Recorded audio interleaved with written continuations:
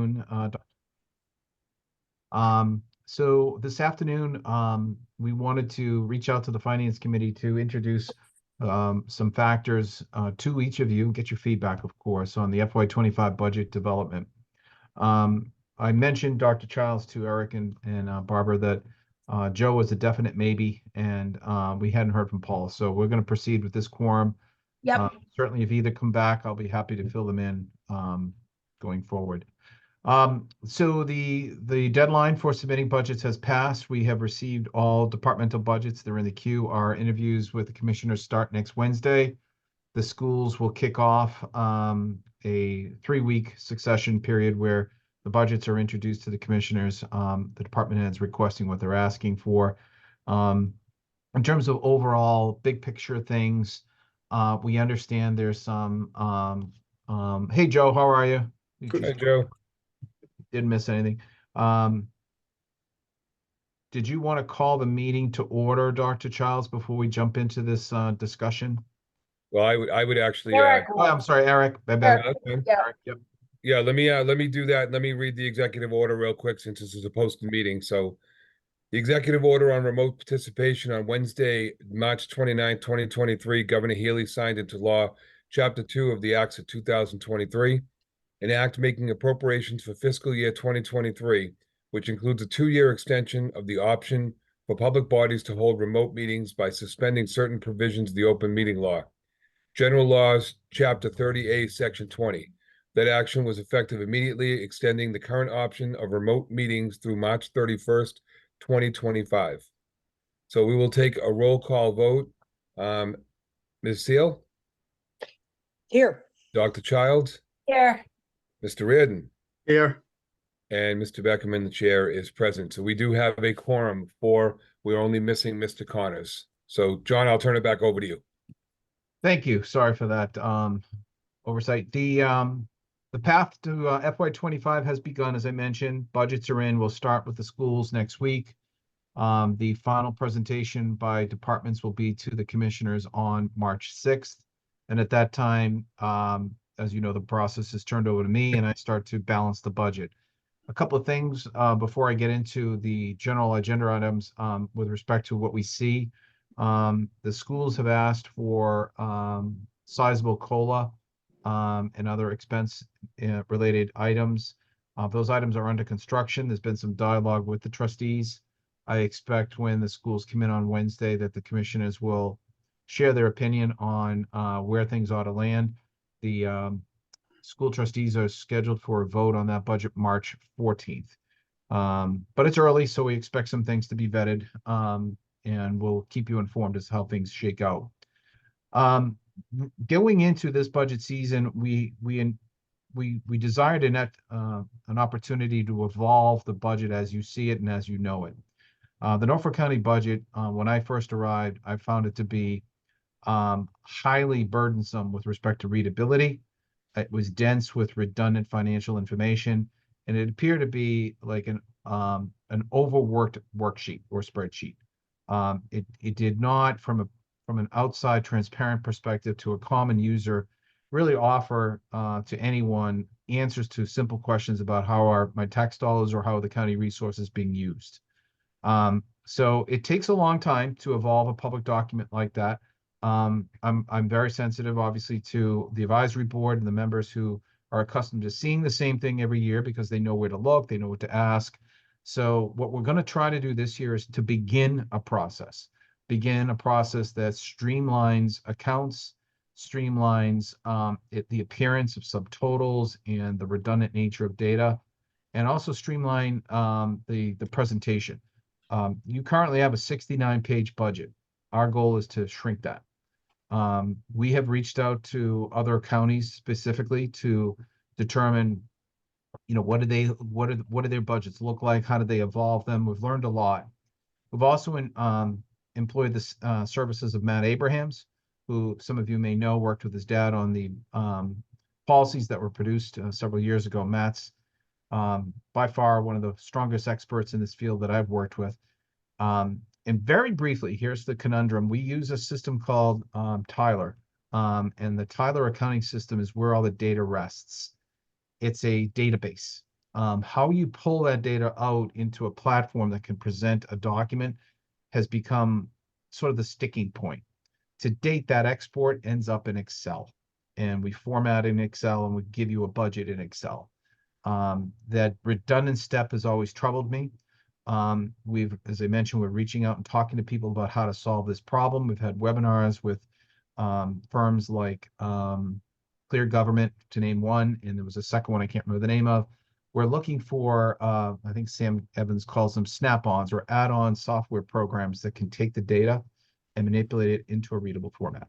So I'm going to ask Bill quickly to pull up the Barnstable County budget. We found this to be a good model. It's a county, a little bigger than ours, a little bit broader with respect to programs, but I think you'll see pretty quickly how different a budget can look if we put our efforts into it. This is the goal. We don't expect this to be our product as of July 1st, but this also is a very long report. It's over 230 pages. You have to really respect the fact that Barnstable County offers more programs than we do. But immediately you're going to see a lot of text. It's telling a story of the county. It's revealing through very brief graphical information something about what Barnstable County is about. I believe it's down towards screen 90 by the time there you go. You get into the budgets. Don't pay attention to the numbers so much as the visual presentation. It's clean. It's got adequate white space. It's got nice, sufficient, but not overly burdensome graphical presentation of information. So for a quick reference, you can see how FTE's revenue and other things are presented. There's a sense here that if you're interested in the Barnstable County budget, you can find what you're looking for without much effort. You can word search, and you can find yourself at the same time delving into detail at your pleasure. When you look at our budget, and I'll ask Bill to pull that up real quickly, and you're all very familiar with it, it does really lack that readability factor. So stand by as he pulls that up. Now we're looking at the FY24 budget, which again is just a glorified spreadsheet, Eric. You know it, I know it. Anyone who works in Excel sees this as just a PDF that's been formatted in Excel. It's got a heavy dose of subtotals, columns, dense information, and so forth. That's all going to be modified.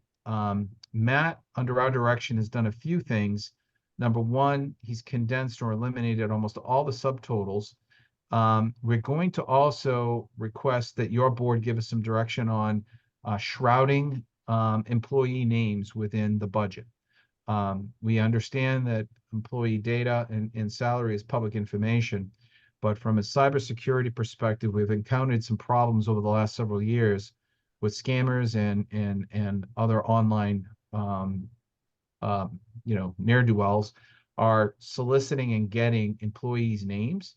They create pseudonym emails and they send them looking for information. Simply by shrouding the employees' names, but maintaining the title, the salary, and the other relevant public information, we think we can achieve some level of privacy, but also balancing the need for public information. I don't want to look into the crystal ball too much, Chair Beckerman, but I would imagine some members of the advisory board may not like that change. That's one of the things we'd like your feedback on today. Let me proceed, and then maybe you can ask questions after this, okay? Okay. Bill's going to pull up the latest version of what Matt Abrahams has done for us relative to bringing us a little closer to that Barnstable model. And you're going to see white space, banners, and a trimmed down budget. This is content from the FY24 maintenance budget. It is just simply one budget. Immediately, you see something that looks very readable. You see condensed categories for spending, clean lines. If you go to the salary section, I think Bill was the first page up. Very clean information, no names. We're tracking employee ID numbers instead of names, so you can make a reference to an individual custodian, for example. We're trying to find that sensitive balance, but at the same time, make it appear as though it is a readable and approachable document. So those are the steps we've taken over the last 2 months since we've begun, recognizing that if this is the direction in which we adopt our budget view and our budget presentation, I don't personally think we're done. I would like to think over the next couple of years, We can add more graphical interface. We can add much more content with respect to written narrative. We can even go so far as introducing program budgeting, which is how I learned my craft in the city of Boston in the late 80s. Program budgeting is a nice merger between what you plan to do with your money, what are the outcomes and measurables, and how you present that to the readers, achievable or not. There's a lot here to do. We'll go as far as the Finance Committee and the Advisory Board wants to see it, but I think it's a step in the direction of evolving a public document for the benefit of the people that need to read it and understand it. So before I move on to any other FY25 items, I just wanted to throw that at you folks and get all of your collective feedback. So I'll start with you, Eric, if you want to lead it off. Sure. Thanks, John. I don't have, let me just comment first on the name situation. For the purposes of budgeting, we don't need to know people's names. I don't think that's a necessary piece of data. A custodian level 1, custodian level 2, custodian level 3 with job codes should be more than enough. I don't understand why anybody on the advisory committee would have any issue with that. I do understand it's public record, and in somewhere down the road, that information is public out there, but it doesn't have to be in the presentation of the budget process. That's my feeling, but I'll open it up to any other comments on the board. Eric, I agree with you completely. I see no reason for anybody's name, and especially if it's causing that information is getting out to, whomever, the privacy of our employees, even though they're public employees, we have to take that into consideration. So I have absolutely no trouble with not putting anybody's name and budget numbers. Okay. And Joe, do you have anything to add to that? No. No. Thank I know you. it looks like, oh, there she is. Liz, do you have anything to add to that? I would agree. I don't think we need the employees' names at all on there. Yeah, I don't see what the point is. I mean, if a particular advisory committee member wants to know a name and a salary, that's public information. They can ask for it. Yeah, that's true. It's public record. Yeah. What about as far as content and the view of it? Is everybody good with I like the new format. I think you're right, John, having the white around it helps a little bit. The only suggestion I might make is maybe some grid lines, just because it's easier to follow across when we're going line by line, or some sort of lining within it, but not make it look so Excel-ish, I guess would be the word. But We're actually we're still using Excel, Eric, until we don't. So it may not be something we can achieve right away, but I hear you. Yeah, but I mean, the proposal you'll have here and the view, I think it is a nice clean view. It's a little bit easier to see. We don't want to go from 9 pages to 90 pages right now, obviously. But I think we're definitely on the right track. Thank you.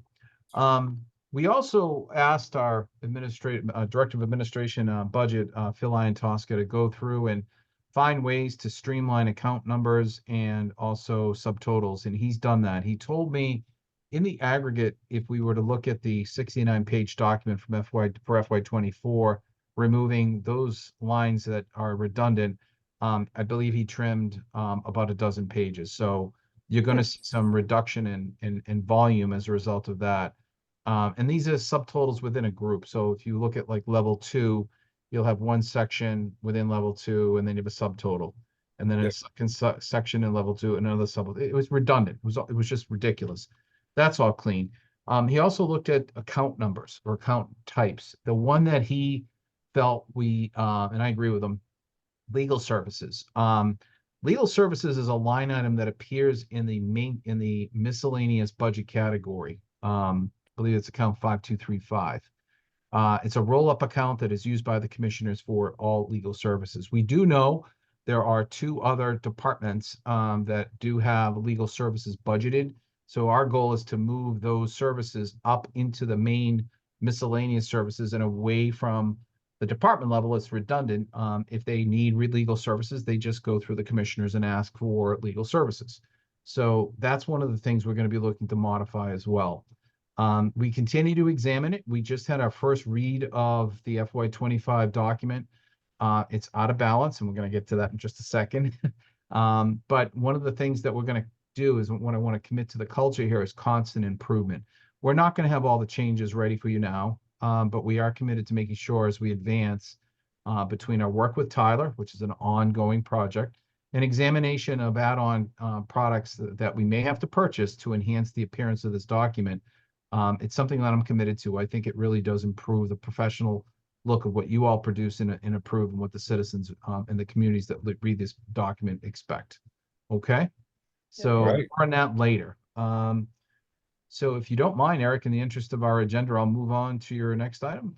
Yeah, that's fine with me. Anybody have any other questions about the I just presentation? have a comment that the when we did the original Abraham's operational report, one of the things we wanted to do was to make the budget more accessible and easier and readable. And so this actually is something that we accepted as the advisory committee when we accepted that report to move forward for. So I think there's a lot of reason to do what you're doing, John, with Mhm. trying to make it much more accessible for everybody. Right. Okay, And cool. can I ask one more question, John? Sure.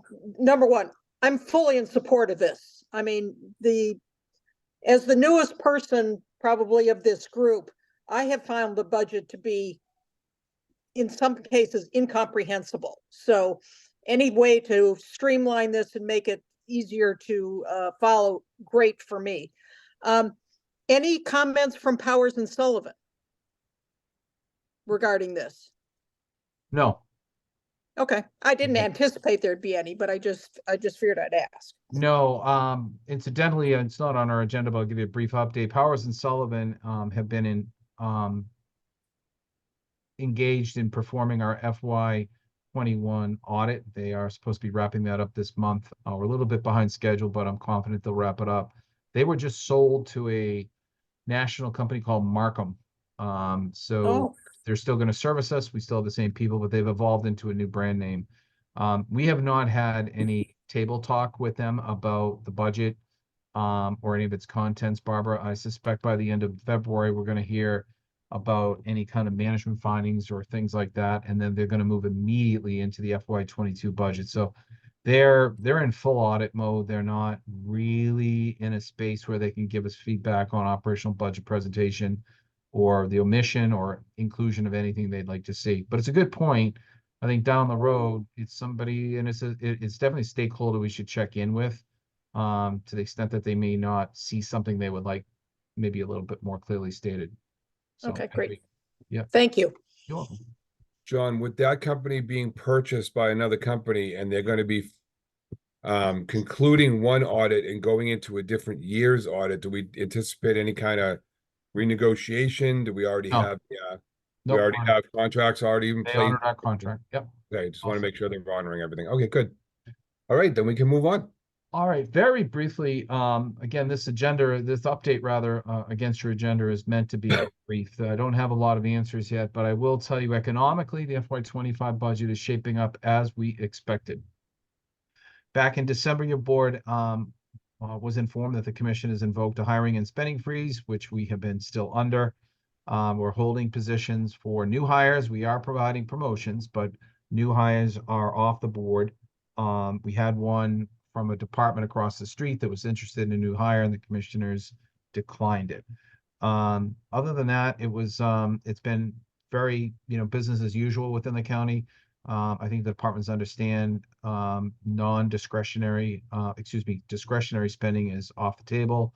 But our revenue projections are holding where they were put in December.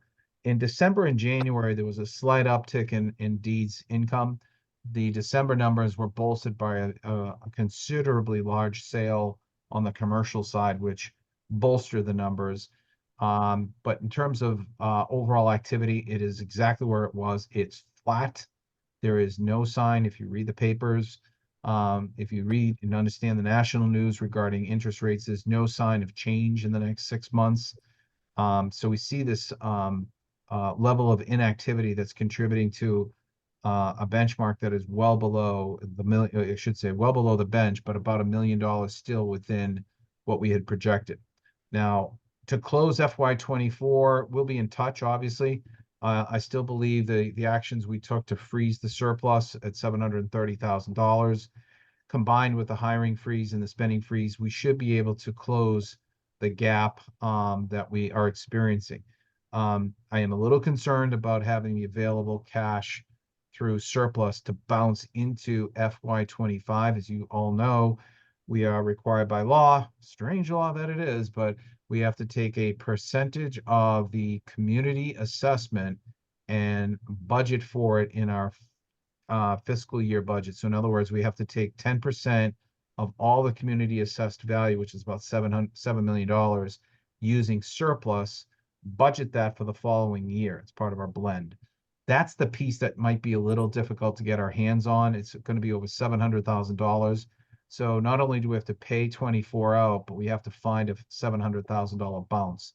It's going to be a challenge. A lot to see, a lot to learn before we get there. I have not looked at how the overall surplus is developing in FY24. It's a little too early. I'm comfortable telling you that we have at least 5 vacancies that we're tracking that are collecting salary savings as we speak. And that will be measured in the $200,000 to $300,000 range, which is favorable. But is it enough? We'll find out. Okay. But we're here to talk about a little bit about FY25.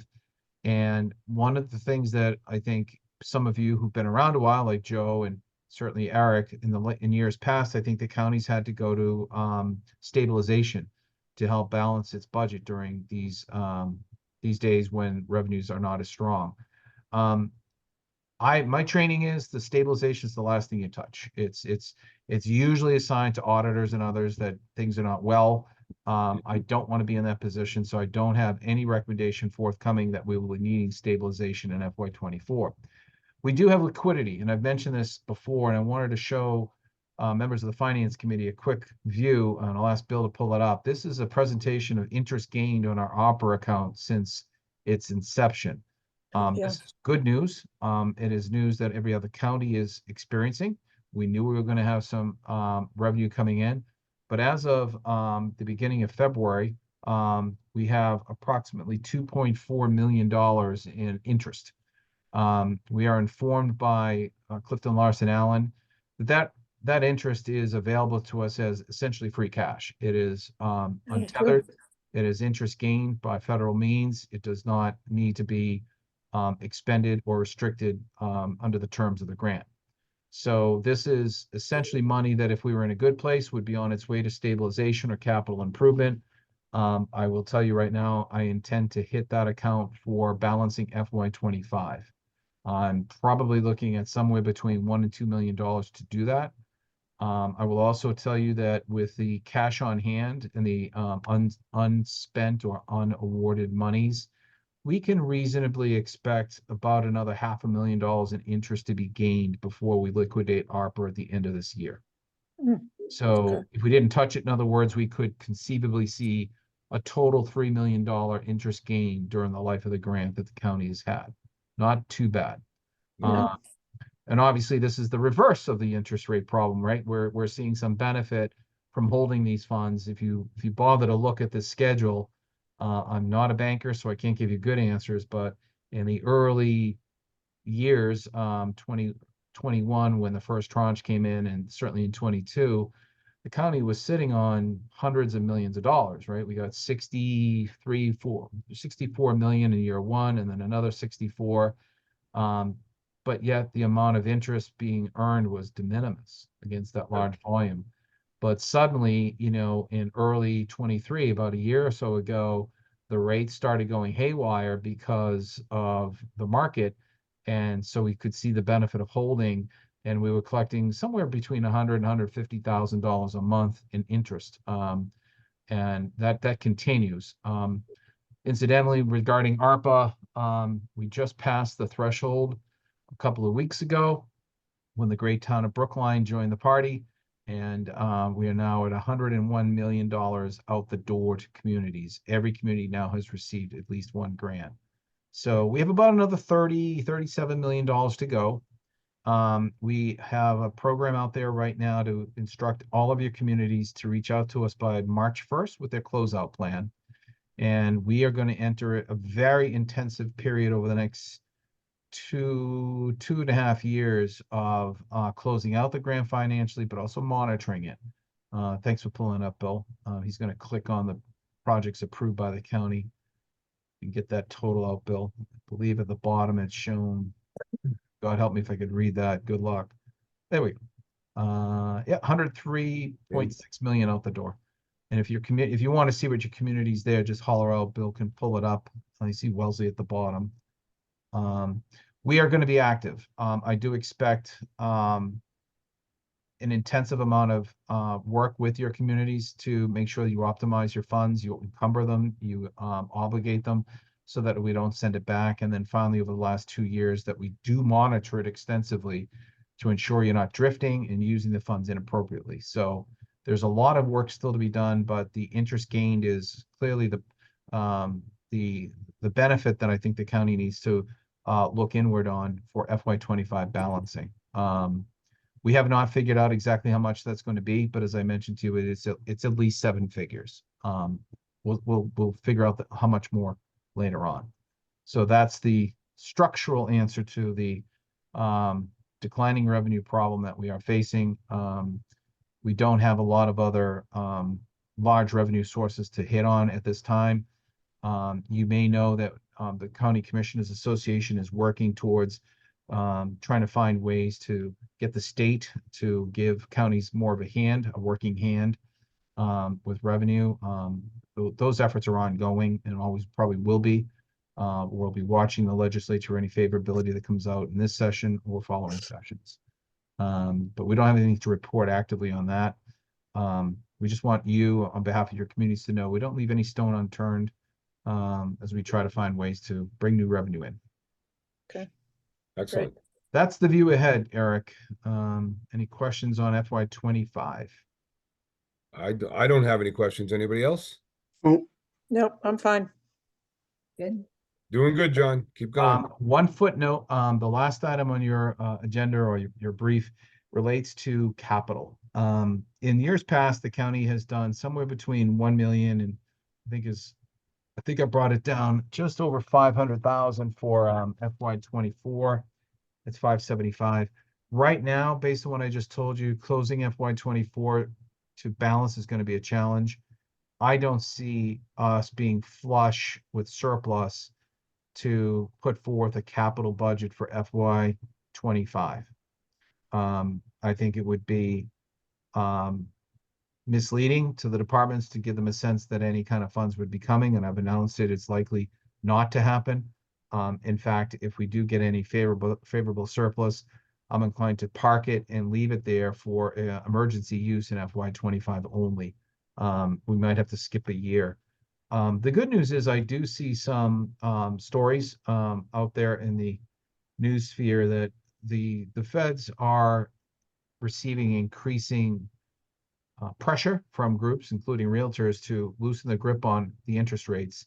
And there are some signs within certain markets, including here in Norfolk County, that although prices are holding firm, the stock and the availability of homes is not there because people are holding on to their homes that have lower interest rates. They're not Right. moving, they're not mobile. And so with lower interest rates, we think there's going to be a pent-up demand for that properties.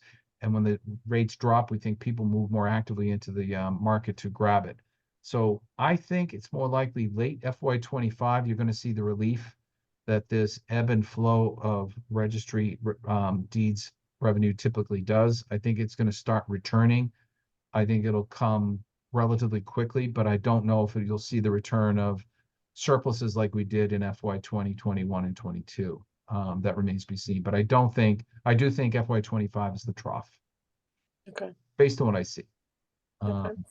John, did we have any projects that were slated for 25 that of any major importance that may have to be pushed off to 26 now? From a capital perspective, no. From an ARPA perspective, we will be busy in FY25, 26. The county has looked at 2 major capital projects. One is putting a new outside air circulation system in Superior Court. That's a $2 million capital project that you funded through the CIP, Eric. Mhm. unaffected by the surplus capital piece that I just explained. Some of you who are familiar with local town government, when I refer to capital, it's always a weird word. Our capital budget is basically CapEx. It's surplus dollars that are used for one-time purposes Yeah. versus the CIP or other bonded projects. So I just want to differentiate that. The other project, Eric, is an $800,000 building management system that's funded through ARPA. That is likely to be a multi-year project that starts in FY25. It's going to go on, Okay. but that's all ARPA funded. So no, I don't see any present capital projects that will be impacted by a non-funding in FY25. Okay, It's a relatively great. small pot of money. But we are still collecting needs from departments. We want to know what their needs are. I just got the Wallaston Recreational Facility today. It's good to know what their asks are, so that when money presents itself, we can turn towards recommendations from our department heads. Down the road, I do hope to have a multi-year, a 5-year capital plan put in place. The reason I have not engaged that is because the data behind a 5-year capital plan today is, looking for the right word, not meaningful. Stale.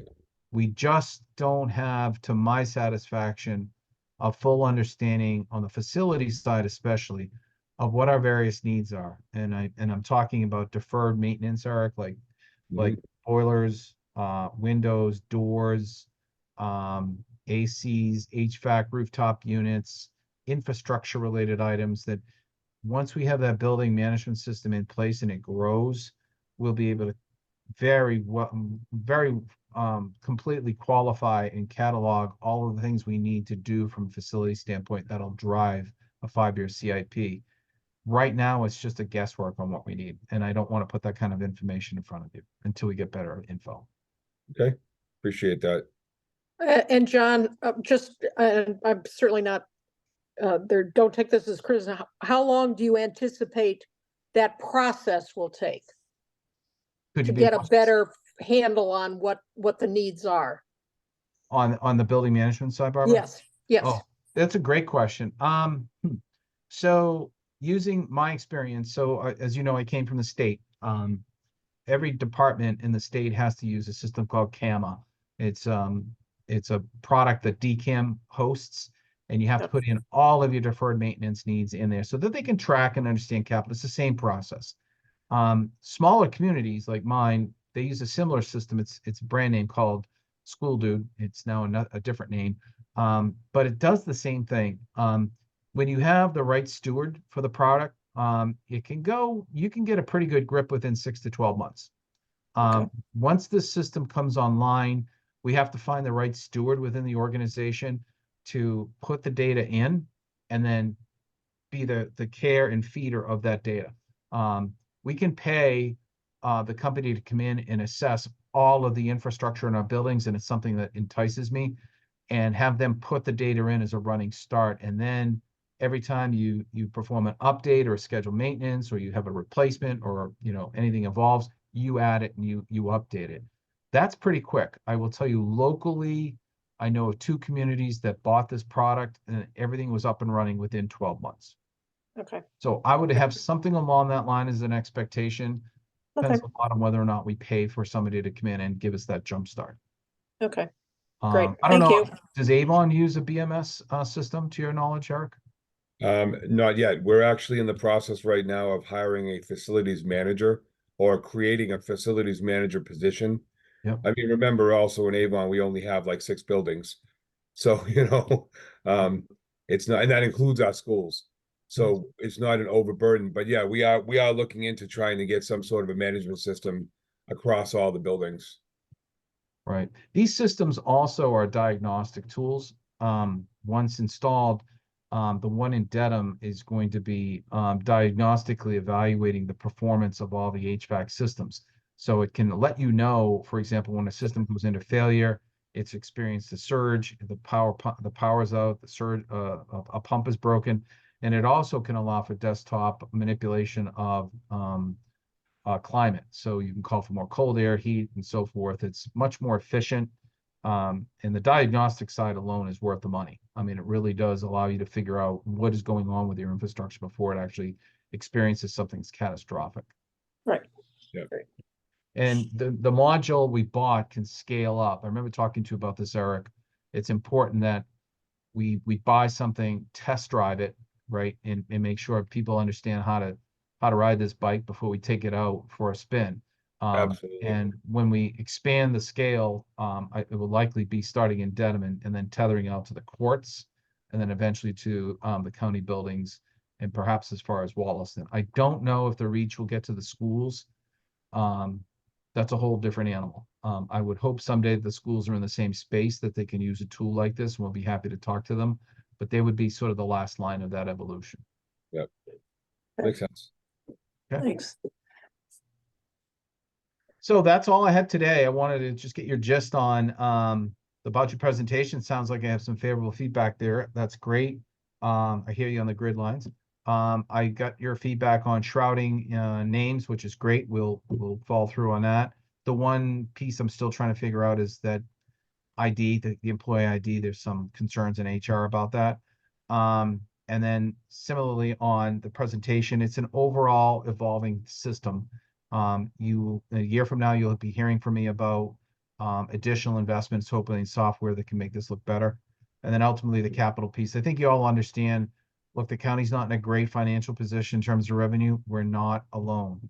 Our county brothers and sisters in Plymouth, to name one, are doing the exact same thing. Almost at the exact same time, they did a hiring and spending freeze. They're using ARPA funds to balance next year. We're just trying to get through this trough. And then from a capital perspective, the reality is we won't be able to invest likely in FY25, but with all the money that we put into the system, I think we can skip a year without much grief. That's all I have. All right. Right. So unless John, anything, just one quick thing on the please. employee number. Can you do something like, they do with credit cards or social security number where it's XXXX and then 5432, which is part of the legitimate number. Bill, but can you pull up Matt's FY25 template, please? I wanted to show Barbara what our number looks like, and I'll explain to you what it is, Barbara, what the concern is. Oh, okay. So if you look at the employee ID column, you'll see the superintendent of buildings, the assistant supervisor, and so forth. Yep. Those are allegedly, those are supposed to be initials. Yep.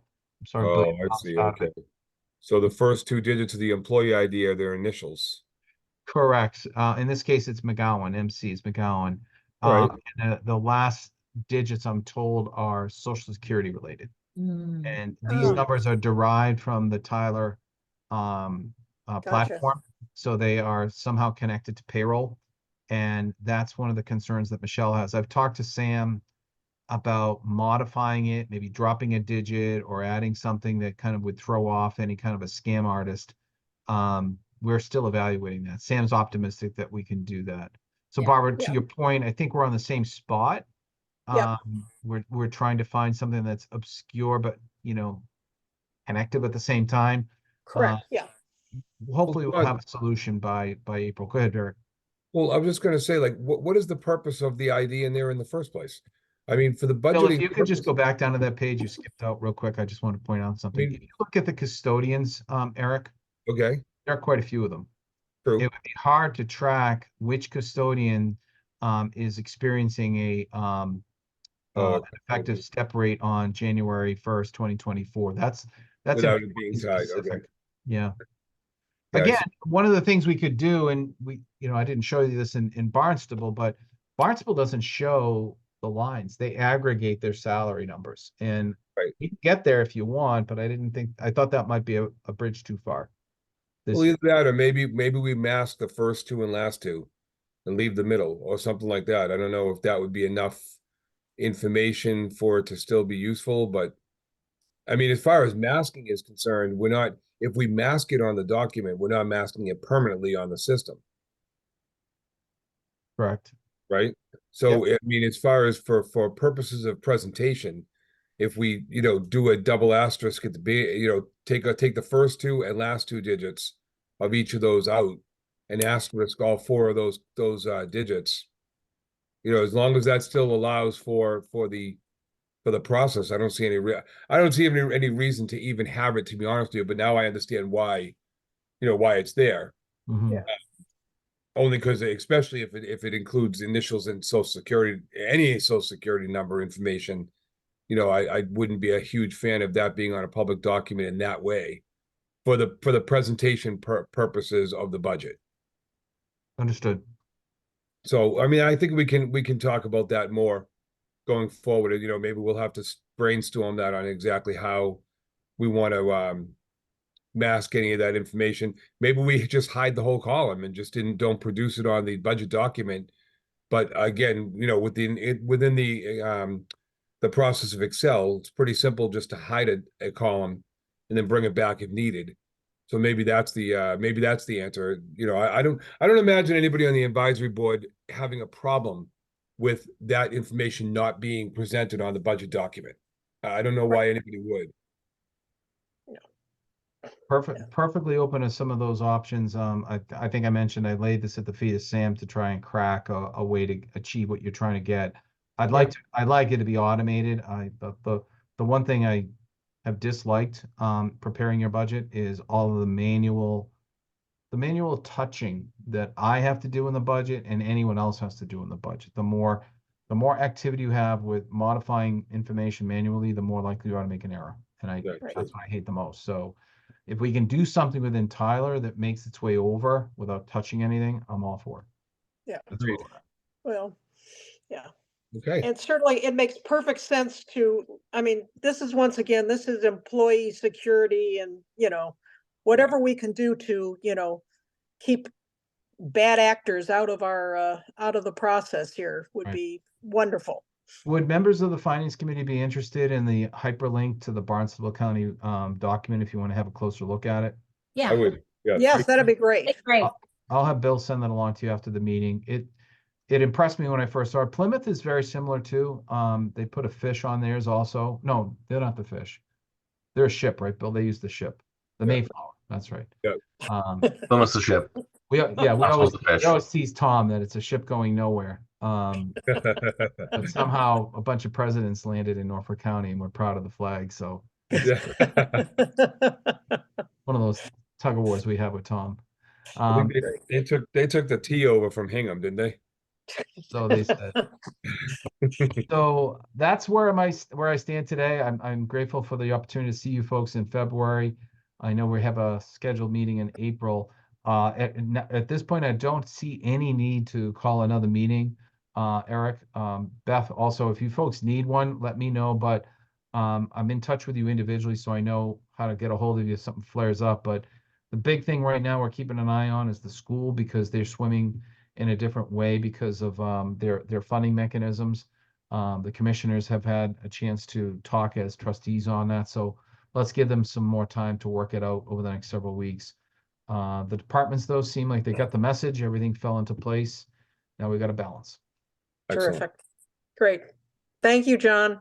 Thanks, My John. pleasure. Good to see you Good evening. guys. All the best, and enjoy your long weekend, by the way. Yeah. All right. Thank you. Joe, good to see you. Barbara, all the best. Eric, we'll Thank talk. you. Everybody. See you Talk folks. to you all soon. Take care.